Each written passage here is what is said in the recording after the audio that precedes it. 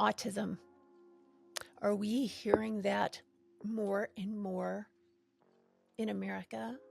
Yeah, we are. And I'm really glad about that. Yesterday, I watched a documentary called Autism in America, and it pretty much shook me up. I had a really difficult time with it. To give you a little bit of background, if you don't know why I'm speaking of autism, my son, who would have been 32 today, was diagnosed with autism at the age of 7, which is pretty late. Then again, he was born in 1993 and autism was not routinely screened for. And I watched this documentary and it raised all sorts of questions for me. They were speaking of regressive autism. I can't remember all of the terms because my gosh, it was hitting me in the face. My son, when he was 7, was diagnosed with autism. When he was born, first minute I held that baby with all this dark black hair in my arms, I knew there was a problem. I can't describe it, but I knew something wasn't right. I had already had 3 babies before that, so I had a little bit to compare. I wasn't really sizing him up against the other kids. I just knew something wasn't right. The first doctor I took him to finally said to me, if you don't want him, I'll take him. That was a wrong thing to say to me. So for 7 years, we traveled from doctor to doctor to doctor, and we were told things like, he's too smart for you. You need parenting classes. You should have never been allowed to adopt this child. So if I had been a first-time mom, that would have really freaked me out. I would have been questioning everything. Thank goodness I wasn't a first-time mom. Joshua had several things going on when he was born. He had a hole in his heart. I was told that he was not adoptable because of the hole in his heart. I think that doctor there is still probably reeling from the backlash he got when he told me that. The problems that we were seeing were you couldn't sing to him. He had to be tightly wrapped. You know, we called it a burrito wrap. He had to have one arm over the other and wrapped tightly. If he had an arm flail or a leg kick, he would go into screaming fits. He couldn't take a lot of noise, stimuli, just normal talking or singing. He would scream. He also didn't have, I guess the best way to describe it would be a fuel gauge. He would eat until he would throw up. He did not know, he didn't have that gauge to say, hey, I'm full. So we ended up going with the pediatrician's recommendations and feeding him what he needed to, for his size and everything. And it was hard because we would feed him a bottle and he would cry and cry and cry and people would say, oh, he's hungry. It's like, no, you don't understand. He's not hungry. We've had this tested. So we were under a lot of scrutiny by other parents. We tried taking Joshua out to restaurants a couple of times. It would not work. He could not take the noise, is what I'm assuming. So we didn't go anywhere for a very long time. He was very sensitive to touch. He couldn't touch the grass. He did not like touching sand. One of the things I think that helped them make the diagnosis at OHSU was when I described him lining up, at that time, VHS tapes. He would line them, he would make this long line of tapes all along the living room. He would line up his toys, his cars. They were all in line. He never played with a toy in the manner it was to be played with. It was always something different. So some of those things really fit with what I was hearing about autism at the time. Joshua was not delayed on any of his milestones. He wasn't delayed in speech. He was not delayed in walking, setting up, rolling over. All of those physical milestones were met. So yesterday when I'm watching this documentary, I'm thinking, did Joshua really have autism? Or maybe it's it's such a spectrum. And I think the reason I went back to that is because I'm constantly questioning myself. What could I have done better to better his life? Where could I have intervened to make his life better? I did everything I knew to do. He was the only one of my kids that went to school full time because he loved going to school. Now, one thing that's kind of weird, when he was in elementary school, he did have a hard time answering people. They would say, "Hey, Joshua, how are you doing?" And we had to teach him to say, "I'm fine. Thank you for asking." But it would come out very robotic. "I'm fine. Thank you for asking." So we got him into special classes for speech and for all sorts of things. And finally, his voice, his reactions became much more natural, much more, I don't really know the word to use, but it wasn't like a child that had problems. He did have, or I should say, he wasn't like a child that had challenges with his speech. After that first little block in elementary school, he did have rage problems where he would just attack without even knowing. He had a special fork he had to eat with that he called his Batman fork. Have no idea why. To me, it looked like every other fork we had. He had a special place at the island where he would sit to eat. No one else could sit there but Joshua. He seemed to outgrow a lot of those things as he got older. He was in a lot of special classes at school, in middle school and then in high school. Plus, I had him in therapy. Gosh, it varied. When he was diagnosed with autism, we found a wonderful, wonderful therapist in Portland named Charlene Sabin. Charlene Sabin saw him from the time he was 7 until he turned, I think he was maybe 19 when we stopped taking him to Charlene. And she pretty much confirmed, he's got autism and he has some other mood disorders that are going on. So we didn't know really what the comorbidities were. And I don't think we really ever will know exactly what they were. There were so many things. We tried so many things. He was in therapy all the time. And that was really hard. I look back now and I can see some of my older kids that abused Joshua pretty badly. We're finding out as I went through his medical records after his death. And as I speak to other people and other family members, I'm hearing things that took place when we weren't here. And anger does not even come close to describing the way I feel about what I found out. I had a lot of guilt. Why did I trust these kids?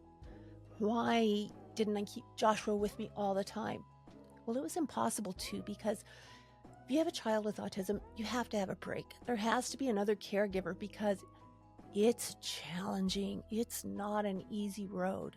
And now that he is gone, he died October 5th of 2021. Now that he's gone, it's really weird because a lot of the difficult feelings and the panic I had around Joshua evaporated, like instantly. And I was left with his smile. People that knew him would come up and talk to me and say, "Hey, in case you didn't know, Joshua did this, he did this." He was so talented with the guitar, with songwriting, with his musical abilities, along with his baking and how creative he was. His mission was to make someone else smile. Well, I found out some things these past 4 years, actually longer than that, before we lost Joshua. And I just sort of filed them away until I was listening to these parents speak last night. And I thought, you know what? I have protected these other people for a very long time for reasons that are selfish in a way, because it affects, maybe not selfish because it will affect other people. But I can't stay silent anymore. I looked back through his birth records, and it's been amazing because lately I've had 1, 2, 3, 4 people that are not family members come to me.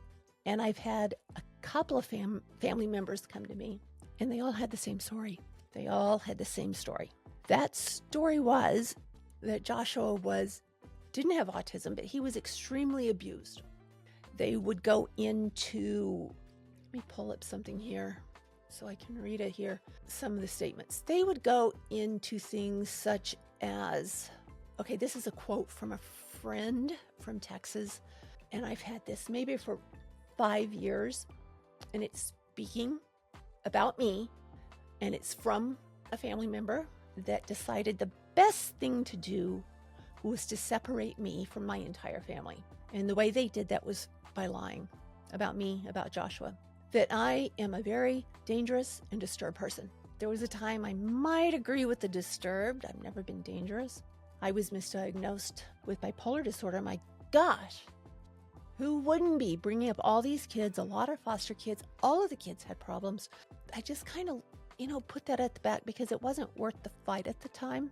But when I reread a lot of this and I went through his records from the hospital and through speaking with his therapist again, I thought, you know what? This is crap, and I'm not going to have this label on me any longer. One of the things I have to really say that spoke volumes is the people that were told a lot of this stuff. They didn't come back to me and say, hey, I heard this. What's going on? I know you were having a problem in this situation, but this is like out of character for you. What's happening? None of them did that. And I am so glad because I can look back and I can see the true colors of these people and what they chose to believe. So what was going on? What really disturbed me was how my son, when I was reading his medical records, how abused he was by his older siblings. And I had no clue. I think one of the first things that I thought of was, at that time, my husband and I would go out for coffee on Sunday mornings. We'd be gone a couple of hours and all the kids would be sitting around the living room, and we'd come home and they're all sitting around the living room. And I would think, wow, that's so cool that our kids get along so well. And they're sitting there talking for 2 hours. They weren't talking for 2 hours. As soon as we left the house, they moved the furniture and they threw Joshua and another kid in the middle of the living room, rang the dinner bell, and made them fight with the threat that it would be worse for them if they spoke up and let us know what was going on. That's also in Joshua's medical records. So, I don't really know all that I'm dealing with because a lot of what I saw was not... I very much see autistic traits in my son. I see ADHD in my son, or I did. He ended up developing bipolar disorder. They think bipolar 1, and he ended up manifesting paranoid schizophrenia. All of this is in his medical records. It's all very well documented, along with his bond with me, which is something that was put out amongst other family, that I was torturing Joshua. I was doing things to Joshua. Well, surprise, no. Medical records very clearly stated how close Joshua and I were. And I guess I say that because I know there are a lot of parents out there with autistic children, with family members or friends that need to hide something or judge without knowing the truth about what's happening. But we're judged. I remember being in the grocery store and I would make Joshua, he had to have both hands on my hips or on the basket, or he was in the basket, because he would just kind of run everything off of the shelves. And here I have this kid. I need to try and teach him how to be civil, live a civil life, have a good life. And yes, he had very strict boundaries, as did all of the children. And I questioned myself. And then coming across the paperwork from all of his medical records I got after he died, I went back and I'm like, wow, wait a minute. Other people have been telling me things and I've got all of this documented. And it's by one particular family member that is spreading this bullshit. Now, Joshua was in a very specialized form of therapy with a world-renowned doctor, Dr. Mark Weinrot. He saw Mark for probably 4 years because Joshua, I think he had gender dysphoria. It made sense. It's in the medical records. He was stealing underwear and he was taking my clothes. And at first I was just pissed. I was angry because it costs a lot of money. And then I'm thinking, wait a minute, what's happening with my son? So this is what, my gosh, what is it?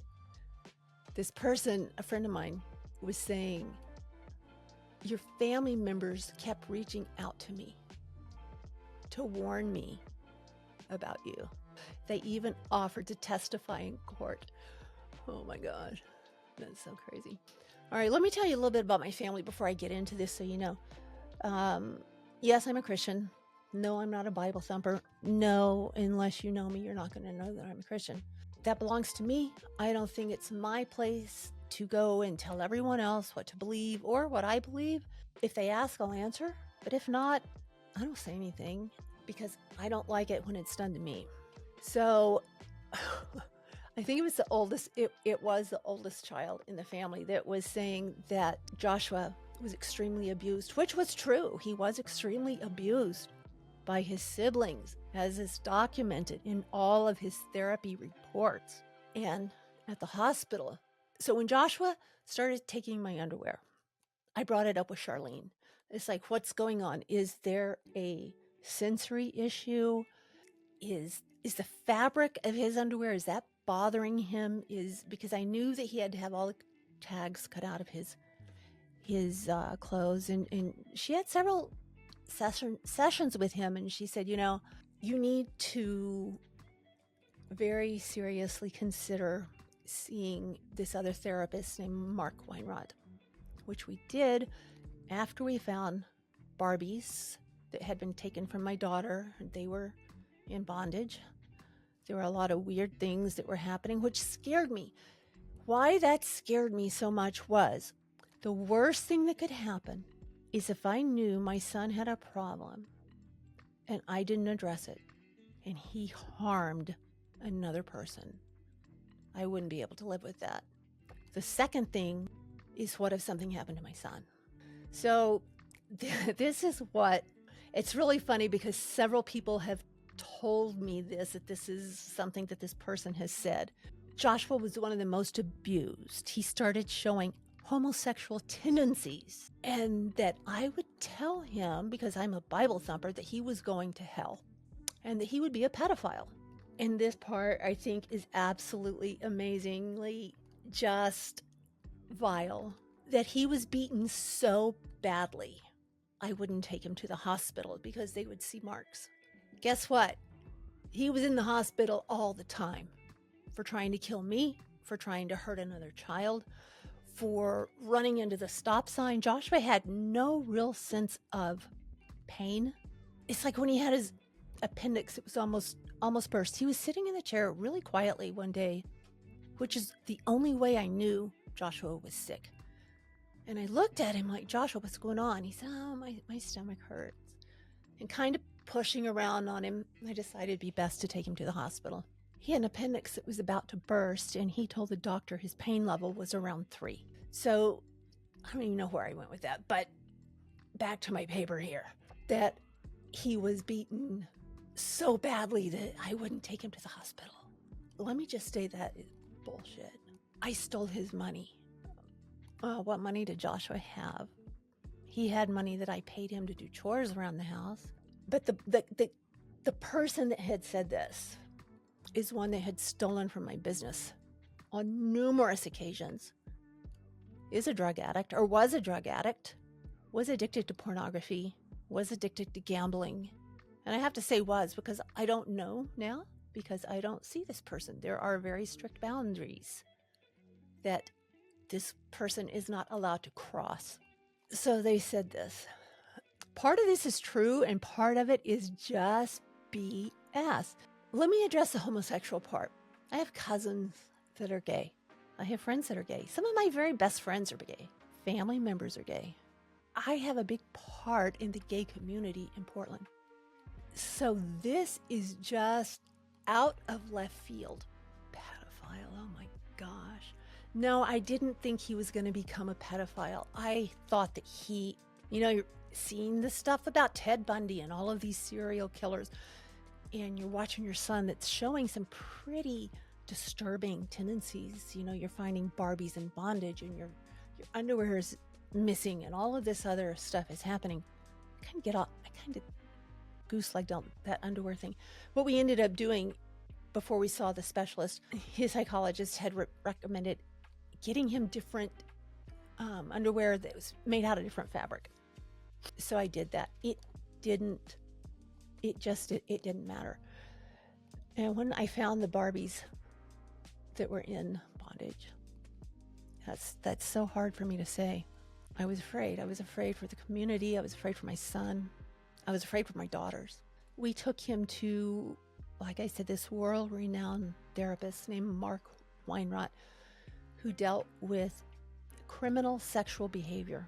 And that was at the recommendation of several other of Joshua's doctors. So when we were in seeing Mark, he saw Mark for several years. And one of the things that Mark did, and it reminded me a lot of when I was a kid, and they had, I don't know if you guys remember this, they would have this program for stopping smoking. It was like a SHIC program or something, is what it was called, if I'm correct.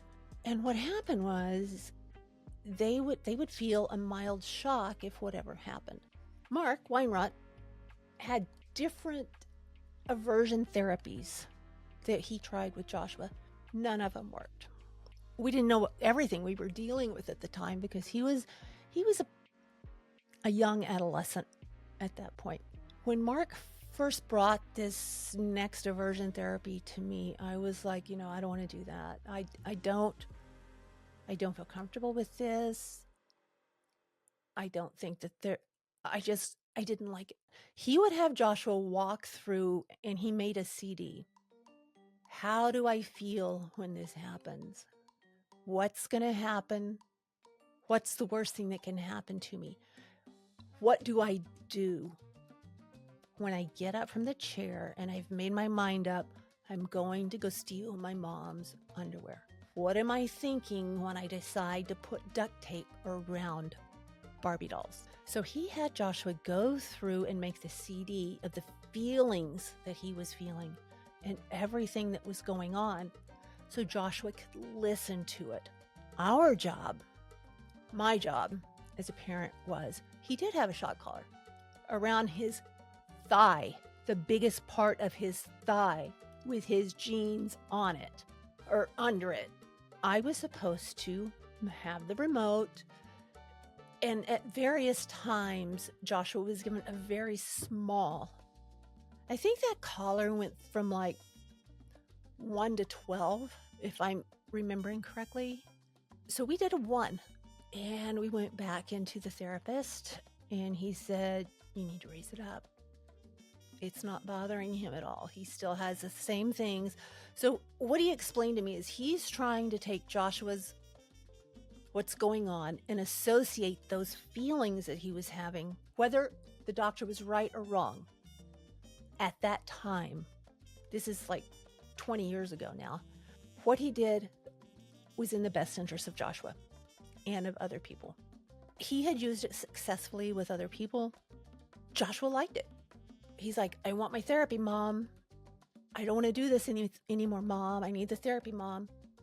So I had the thing, and we'd go back, and the doctor would say, you need to take it up a notch. We did this for 2 years, and it got to one of the highest levels on this training collar that was around his leg, that was over a pair of jeans. Joshua had no reaction to it. And the doctor said, oh my gosh, I have never had anyone go through this and not have a reaction to it. It's not working. We're not going to do it. Okay, that's really good. But what that did, it gave this child, this adult, a little ammunition to be able to say, oh my gosh, you don't know what my mom's doing to Joshua. It's all documented. It sounds horrific. It wasn't as bad as it was. I did it to myself just to make sure I was going to, not torturing my son. And it was done under the supervision of specialists. So we get through that, and there comes a point when Mark says, I really don't think there's anything else I can do for you right now. Joshua sort of aged out of that program. It was hard. It was hard because when you don't have, I still had Charlene, but this is another therapist that was dealing with something else with Joshua. And when part of your help is pulled away, it's scary. You're on your own. I looked back at this when I was watching that movie and like the medical records, especially when I saw we were so afraid to take him to the hospital because of bruises. That is such a freaking mad lie from the pits of hell. If you saw how many times that child was in the hospital for one thing or another, for trying to kill me, for trying to kill his dad, for trying to kill one of his siblings, for his rages, for his delusions, pediatric appointments, his therapist appointments, he was in the hospital more than anyone in our family put together. I had no fear of that. There was one night we took him, we were also foster parents, which I think was a very huge mistake in our family for our older kids and also for Joshua. All the police knew us because we called the police immediately when there was a problem. The police advised us to have flex cuffs because Joshua was very, very strong, very strong. And this was about maybe 18 months after them coming out every other week because Joshua was having a rage and someone was in danger. They advised us to get flex cuffs and pepper spray because in their estimation, this is the Happy Valley Police, in their estimation, it would be the best method to contain Joshua and keep anyone from getting hurt until the police could come or until we could get him to the hospital. So there was one night before, it was actually afternoon, it was before we couldn't get to any of the stuff. Joshua came after me with a huge ceramic piece of art, and the words coming out of his mouth were like, oh my gosh. I mean, I can't even repeat them. I'm gonna F and kill you, you effing blah, blah, blah. He came after me and he was trying to kill me. So his dad and two brothers stepped in to pull him off of me. The police show up, we make a report, and we took him to the hospital because I wanted him to have a psych eval. I think at that time he was probably 12 or 13.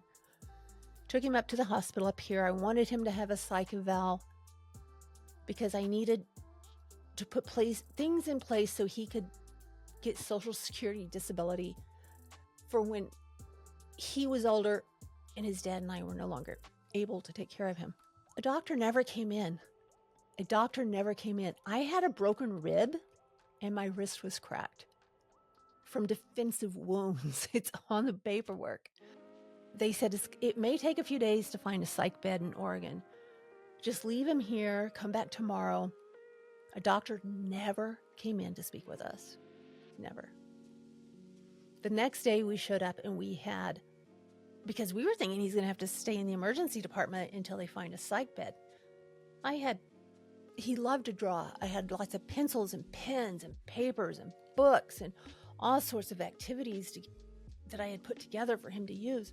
Excuse me. In a way, I kind of thought, after I saw his expression, I thought, this is a mistake. This is a reward for what he did. So we sat there from about 9 o'clock that morning, waiting to see a doctor.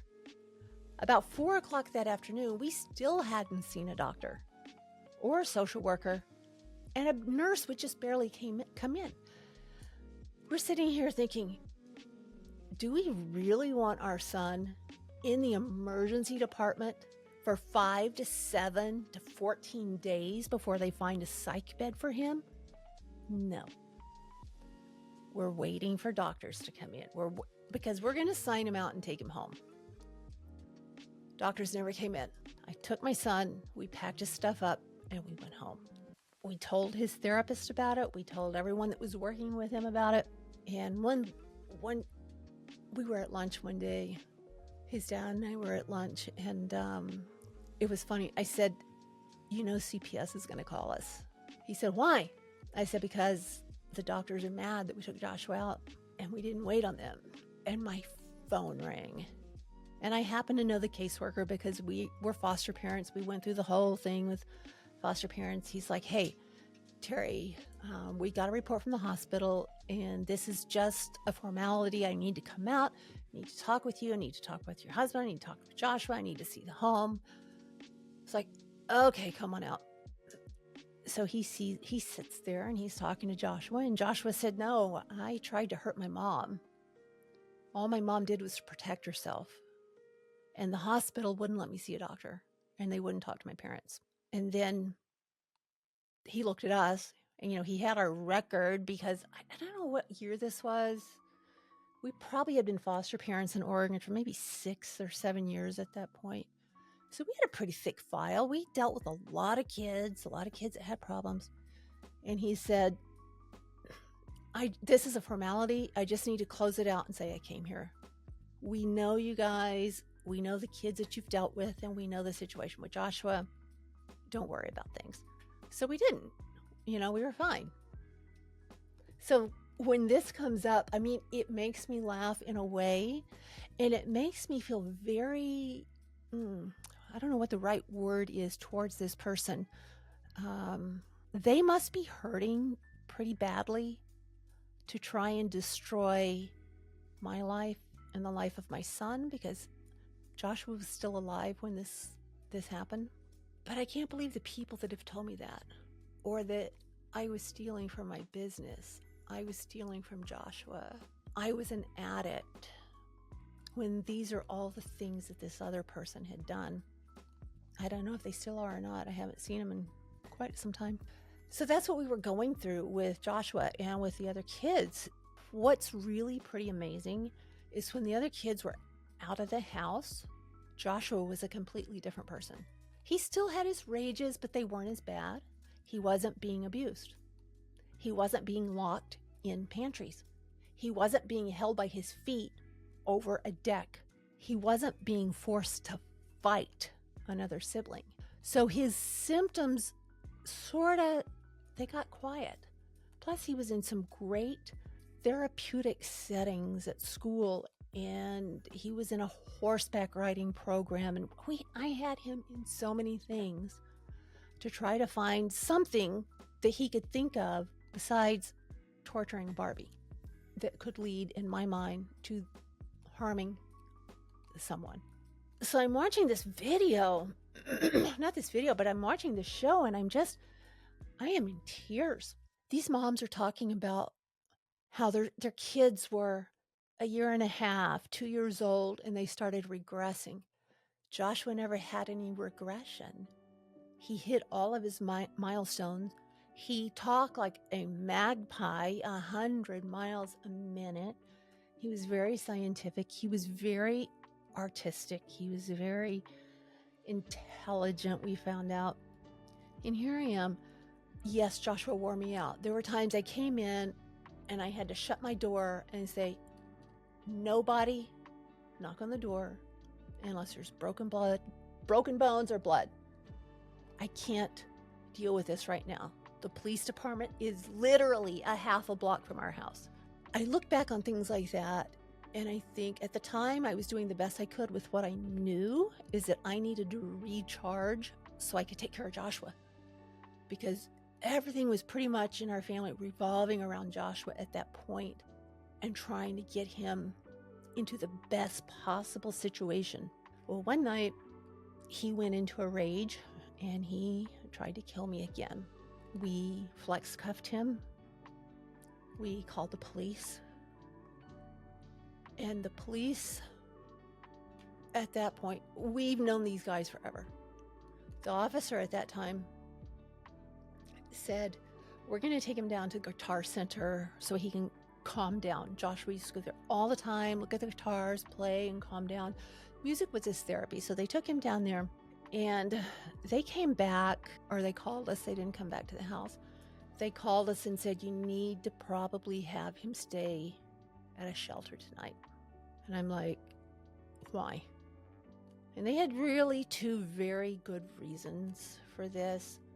The first was my safety and the safety of the other people in the house, but his anger was coming at me. They didn't want anyone else hurt, and they wanted him to experience being downtown without his family. They're thinking it might shock him, wake him up. So I made sure I did all the wrong things. I made sure he had his phone. He had a new iPhone. I made sure he had all of the things kind of a home that I could give him, because I didn't realize at that time that he was going to be beaten for each item he had. I talked to him the next day. He still had his phone at that point. I talked to him the next day and I'm like, Joshua, if you go to therapy and you agree to take your meds, you need to come home. Mom, no, I love it here. Great. That failed. That was my son's first day of living on the streets, and he was on the streets for 10 years. Luckily, I had several police officers, and I was looking at their texts the other night because I've saved them. They would text me and say, okay, Josh was looking good. He's looking healthy. You don't need to worry. One would say, Joshua is out of it. He doesn't know what's going on. He thinks people are trying to see into his mind. Joshua had a thing with Bilderberg and the Illuminati, and they were after him. It was so bad that I had to come up with a make-believe app on my phone. So he would, every time he would go to the hospital, this is still why it's so laughable to me about we wouldn't take him to the hospital, because every time we'd go to the hospital, I would have my iPhone out, and I had a special little app that I would push that I told Joshua would scan the nurses and doctors to see if they had a chip, to make sure that they were human and they weren't bots. My son was messed up. He wasn't thinking correctly. The schizophrenia was taking hold of him at that time. So I'm down there with him, and the nurses and doctors knew I was going to scan them for Joshua because he wouldn't speak to them. Even, I had a release of information. I didn't realize how many release of informations and power of attorneys I had until I got those death records from the hospital. They wouldn't honor them. These are the things I would get from the doctors. When I would ask for a psych eval, we don't want to take his rights away. What do you mean you don't want to take his rights away? Do you want someone else hurt? Seriously? He needs a psych eval. We don't want to take his rights away. I heard that so many times. And then there was another doctor that came in, told me the very same thing. We don't want to take his rights away. So I looked at this doctor and I asked him, so you think he has the capability of making good decisions? Of course. So you'll take him home with you tonight and let him sleep down the hall from your wife and kids. He turned and walked out, and we never saw him again. These people knew what they were doing. Portland is this huge, in my opinion, what I have seen, grifting factory for the homeless. Multnomah County pulling a permit to build. You have a homeless tax on there. I don't know where the money's going, because it is not going to those kids. It's not going to the people out there. People think, oh, homeless crisis, they're trash. No, they're not. No, they're not. In the 10 years I was down there trying to help Joshua, find Joshua, feed Joshua, make sure he had socks and shoes and everything he needed, none of those people were trash. Some of them were users. Joshua wasn't using until probably 3 or 4 years into being homeless, except for THC. A big deal, THC. It wasn't any of the other things that Portland is so infamously known for. What I came to know from speaking with these people, they all had tremendous PTSD, trauma, or mental illness. They were self-medicating, and basically they were bankrolling a lot of grifty nonprofits and a lot of unscrupulous politicians. And I guess my attorney would have me say, that's my opinion. I'll have you know, it's the opinion of a lot of people in Portland. It was horrible. I would talk to these people. I remember going down one day looking for Joshua. If I hadn't heard from him within 4 to 6 weeks, I would call the police, make a missing persons report. I would circulate flyers on Facebook. I would print flyers and go downtown. Well, this one particular day when I went downtown, I parked my car. There's this area in Portland called Park Blocks, and I was like on the north end of Park Blocks. And I stopped my car. They were having they fed the homeless in this area, I think is why I stopped there. Stopped my car, got out, and went to talk to the first person that really looked at me and made eye contact with me. And I always tried not to cry because I just tried not to. So many things had happened in my life that crying just to me was kind of getting in the way. And I went up to this gentleman who didn't want anything to do with me at first. And I said, I need to see if you can help me. He didn't even let me finish what I was saying. And he said, a pretty white woman in a Mercedes downtown, you're going to get anything you want. Instantly, I burst into tears. I lost it. And I am crying. And I said, the only thing I want is my son. I want to know he's safe. I haven't heard from him. I don't remember how long it had been. I haven't heard from him. I need to know he's safe. That man looked at me and he whistled. People came from everywhere and he was giving orders. This is Teri. You all know her son, Joshua. We're going to find him and we are going to make sure he's okay. They all had my phone number. I have phone numbers in my phone now still that say knows Joshua, knows Joshua, knows Joshua, because, you know, the homeless, they're changing their phones, taking phones, stealing phones, getting new phone numbers, whatever, and over and over and over. But they would call me, hey, we just saw Joshua. He's doing okay. We just saw Joshua. He's not doing well at all. And they would text me pictures. That was, I guess, one of the first times of my experiences in dealing with a lot of the people downtown. And that made things very easy at that point because I had been seen as an outsider that was trying to destroy the way they lived. These people have a community. Their trauma brings them together in their living and protecting each other. And to see that was something that was actually pretty cool. They all knew him. Nobody would lead me to him because even though they knew me and what I was saying, they really didn't trust me. But they came around to trusting me. There's one guy called Cowboy. I don't know if he's still there or not. And I can't remember a lot of the names, but I would go down. And it's like, oh, Joshua's down there two blocks over and go to the right. By the time I get there, the other people would say, yeah, he was just here. You just missed him. He went that way. So it was like chasing this kid through a maze. But what that did, it let the other homeless people trust me. They knew I was only there for my son. The last time I went down there when Joshua was homeless, well, that's sort of redundant. Of course he was homeless. The last time I saw him, no, I didn't see him. This is the next time I saw him. The last time I really went down there looking for him was on his last birthday in 2021. And I took 5, I wasn't thinking meth is very common on the streets out there. And I took 5 dozen specialty cupcakes looking for Joshua for his birthday. My friend was with me. We had these boxes of cupcakes. What was really cool was I would offer the cupcakes to the other people. A lot of them said, no, save those for Joshua. It's his birthday. Some of them would take them, I'd encourage them a little bit, Some of them would take them. And then it was the first time I was ever attacked in Portland. This guy had a knife. He was on a bicycle. He wasn't on a knife. He was on a bicycle. He sees there's cupcakes and he starts in front of a police officer. He's screaming and yelling and throwing a fit because he wants a cupcake. And I'm like, hell no, you're not getting a cupcake. You need to straighten your act up. Don't talk to me like that. And maybe I might give you one. But no, he came after me and my friend with a knife. And what was really pretty cool was the homeless seemed to come from everywhere and from nowhere. I mean, they were just all around this guy when the police officer was standing right there, steps away, and wouldn't do a thing. The homeless came out and said, Teri, walk that way.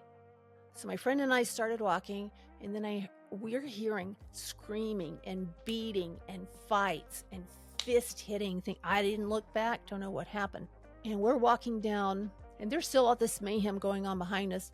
And I hear someone yell out, don't go past that yellow building. Like, okay, thanks, because we were almost there, turn around. I was able to give out the rest of the cupcakes to people, but I didn't see Joshua. He did get word that I was down there for his birthday and I was looking for him. And that was in June of 2021. In August of 2021, I got a phone call from a caseworker that he had aged out from. So I got this phone call and she's like, Teri, Joshua's lying in the street. He can barely speak. He can't stand up. He can't sit up. The only thing he's saying is, get my mom, get my mom. So I hightailed it down there, and I'm on the phone with her trying to really locate where Joshua was, because where the homeless are downtown, back in 5 years ago, 4 years ago, it was kind of localized. But it was still, there's a lot of land to go through, a lot of alleys, a lot of streets. Finally, we located him. And it was at that point when I saw him, I knew the end was probably pretty close. He was completely out of his mind. He had lice in his beard, in his hair.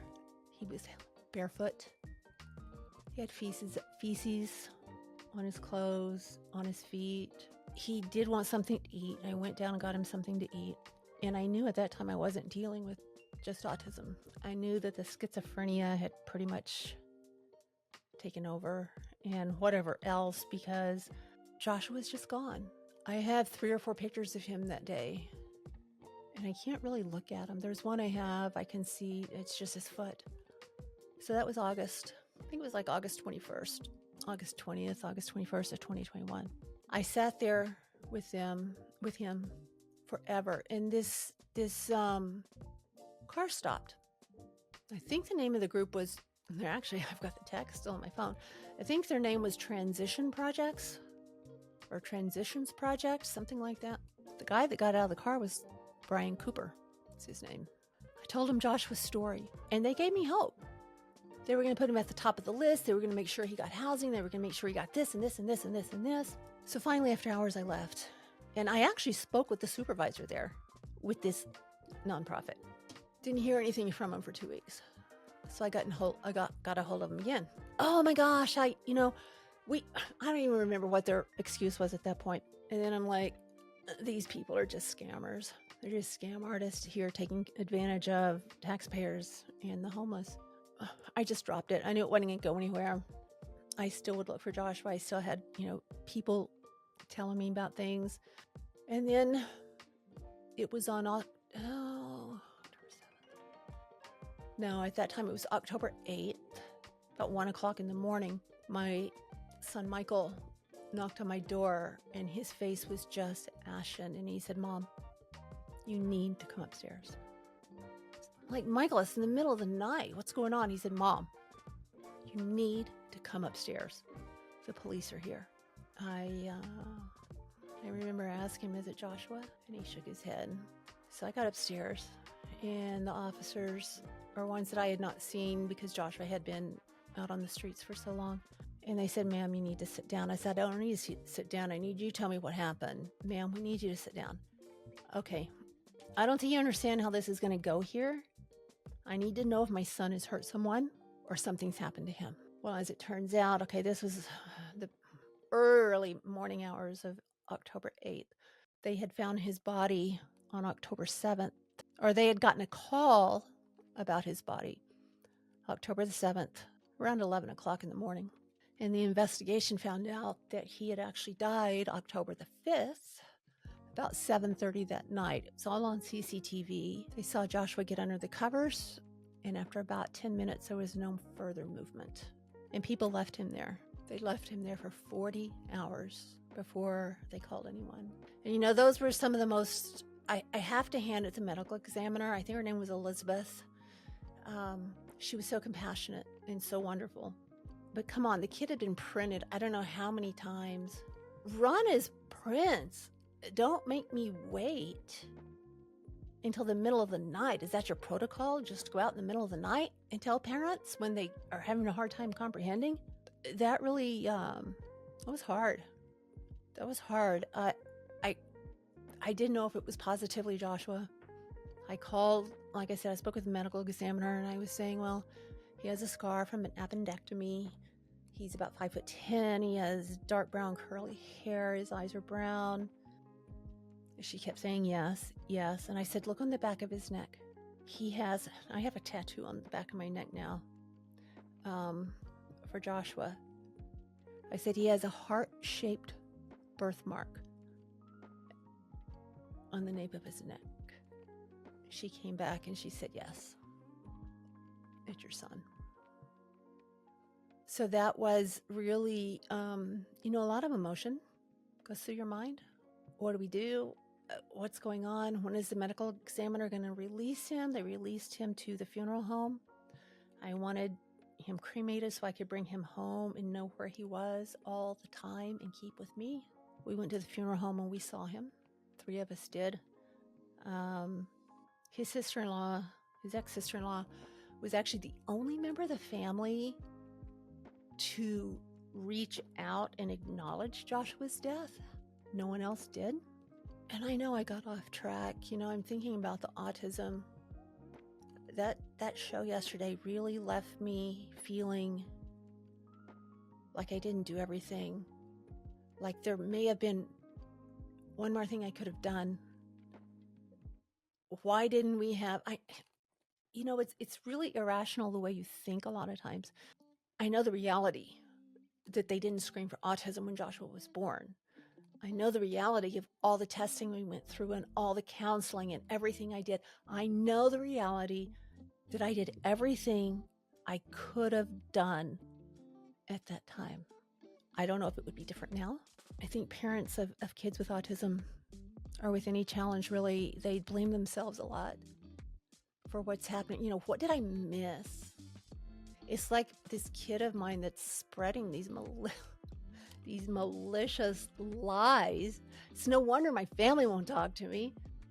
It's weird because there was a special that came on after the one with autism, and it was talking about adult children that have psychological issues and how they will my kids used to do this all the time, how they would go to everyone and sort of drive a wedge between you and your family.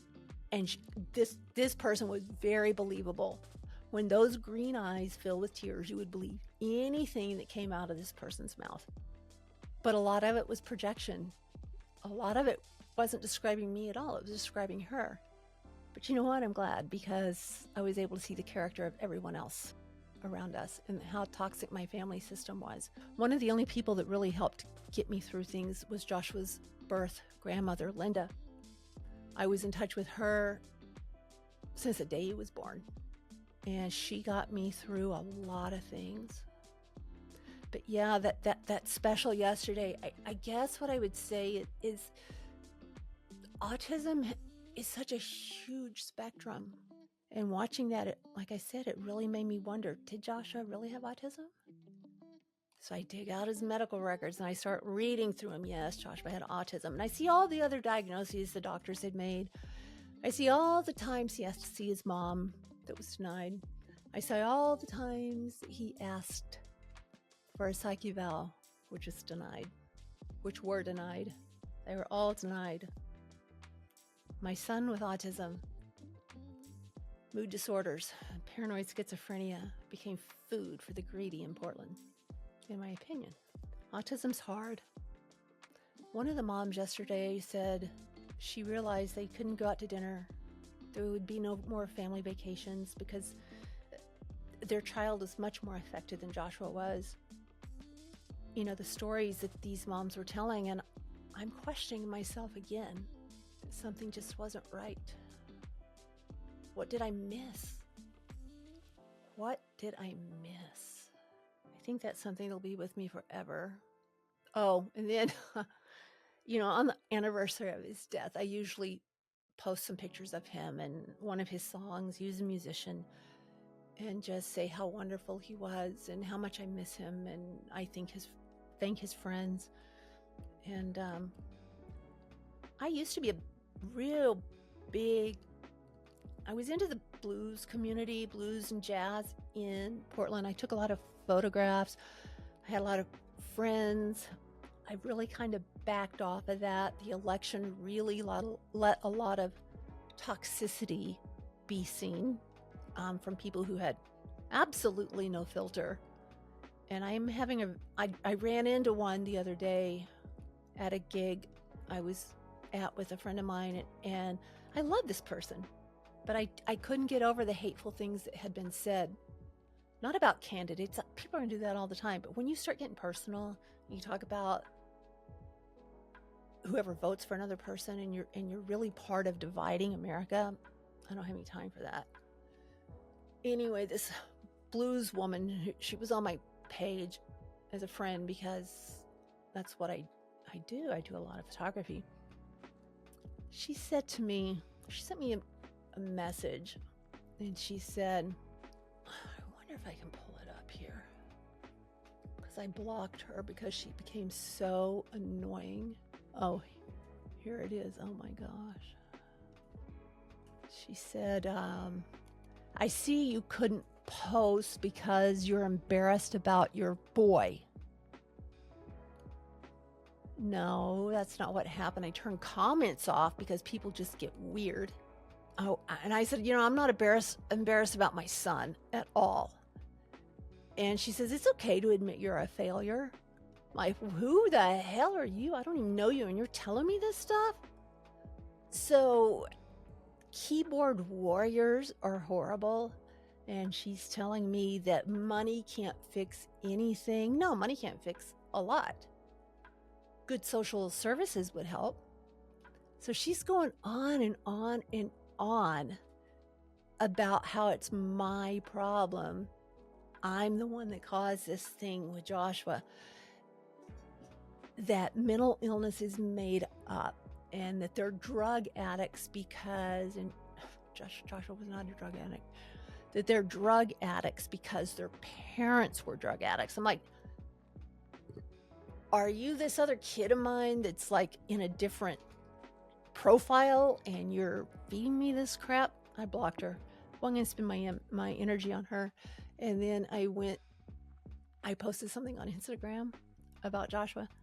She came on Instagram actually, and she's like, see, this proves my point. Because I'm like, what? Because I put his pictures with Josh Groban's song, Starry Night. It's like block, block, block, block. So people don't understand. And so having a child with autism is a very difficult, it's very difficult on the family because people don't understand. They think your kid's just being a brat and you're not being a good parent because you're not disciplining them, or you're not doing this, you're not doing that. And so it must be your fault that they have these problems. And the stuff came out about Tylenol, and I took Tylenol when I was pregnant. I don't know if his birth mother took Tylenol or not. I know there seems to be in studies a lot of genetic causes, a lot of the disorders that Joshua suffered from. And his birth mother did have a lot of the things that Joshua suffered from. Unfortunately, Joshua had a much more complex mental deck of cards, if you could say, than she did. If you're the parent of an autistic child, you're doing everything you can do because you love your child. If you don't have a child with autism, don't give advice to anyone that does, because you don't know what you're talking about. I had the best of the doctors telling me things about Joshua, and it was completely fabricated. None of it was true.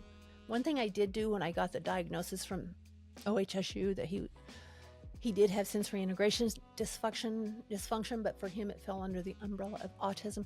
What a gut kick that was. But I took that report, and every doctor that had turned us away and not helped, I sent them a full copy of the report and said, this could have been avoided had you taken me seriously.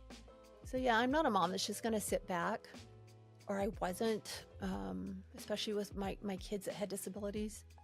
It's weird, people say, so how many kids do you have? Like, well, I have 5 kids, but one of them is no longer living. I can't say I have 4 kids, because that would be, in my mind, removing Joshua from that. And no, Joshua's very much a part of my life. There's so many things I wish I could have seen. I wish I had cameras in my house. I wish I could have had proof of what other kids told me in real time, so I could take care of it. And it really makes me angry that these kids were so scared because of the threats that they had received from their siblings, that they didn't feel it was safe to come to us until we had drawn very strict boundaries with those kids. I think it's also really sad that people that are so vengeful and angry feel they have to take everything from you. I sent my cousin a friend request the other day on Facebook. She ignored it. I'm friends with her brother. Her brother and I get along great. I love her brother. But yeah, it's been difficult because this one person has said all of these things, but you know what? Nobody talks to me about it. I just know that, well, you should have done this and you should have done that. Really? Were you in my house? It's hard, guys. It's hard enough having a child that has a disability, that has challenges. And I wouldn't say it's harder to have a child that has challenges that is also fairly well adjusted, I guess, in a way. Joshua he had great social skills. His goal in life was to make people laugh, to lift their spirits. But he was suffering from these mental illnesses and the abuse that he received at the hands of his siblings that it's just not right. I still have this thing up on my thing about he started showing homosexual tendencies. My gosh, how absolutely ridiculous. I wouldn't have friends if that was it. I have a lot of gay friends. I wouldn't have any friends if I felt like that. I wouldn't have any of my family if I felt like that. You know, it's just, give me a break. Just stop lying. Have enough confidence in yourself to speak the truth, for God's sake. Stop trying to file my image in your brother's image because you're so freaking vindictive. Life's a lot of fun, isn't it? There's always something when you think you've got one bridge crossed and that fire put out, and then there's another one that's burning right in front of you. I am very thankful that I'm very close with my uncle and his wife, my aunt, and my cousin, and with my other cousins and my aunt on my dad's side. I'm very close with them, and I've been messaging some with one of my other aunts. So I'm very thankful. And then with my cousin that lives in California, he and I would have such a blast. I want to go down there with him. He does a lot of YouTube stuff, and I would love to go down and join in on his YouTube and just have a good time. But yeah, I guess I'm rambling now, and so I need to call it a day. You guys, leave your comments. I am going to have this strictly moderated because I don't need hate thrown at me. I'm blocking that stuff out.